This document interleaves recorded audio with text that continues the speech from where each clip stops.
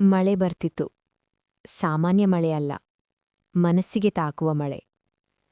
ಆ ದಿನ ಅವನು ಬಸ್ ನಿಲ್ದಾಣದಲ್ಲಿ ನಿಂತಿದ್ದ. ಗಡಿಯಾರ ನೋಡ್ತಾ, ಜೀವನ ಯೋಚಿಸ್ತಾ. ಅಷ್ಟ್ರಲ್ಲಿ ಅವಳು ಬಂದ್ಲು. ಛತ್ರಿ ಹಿಡಿದು, ಸ್ವಲ್ಪ ಗಾಬರಿಯಲ್ಲಿ, ಆದ್ರೆ ನಗುವಿನಲ್ಲಿ ತುಂಬ ಶಾಂತಿ. ಅವಳವನ ಹತ್ತಿರ ನಿಂತ್ಲು. ಮಾತು ಏನೂ ಇರ್ಲಿಲ್ಲ, ಆದ್ರೆ ಮೌನ ತುಂಬ ಮಾತ್ನಾಡ್ತು.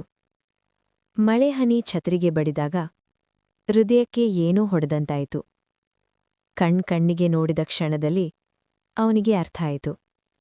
ಕೆಲವು ಭೇಟಿಗಳು ಆಕಸ್ಮಿಕ ಅಲ್ಲ, ಅವು ಜೀವನದ ಆರಂಭ.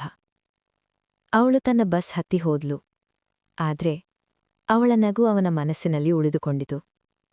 ಆ ಮಳೆ ನಿಂತಿತು, ಆದ್ರೆ ಒಂದು ಕಥೆ ಅಲ್ಲಿ ಶುರುವಾಯಿತು. ಇದು ಮೊದಲ ಭೇಟಿ, ಮೊದಲ ಭಾವನೆ ಮತ್ತು ಮೊದಲ ಪ್ರೀತಿ.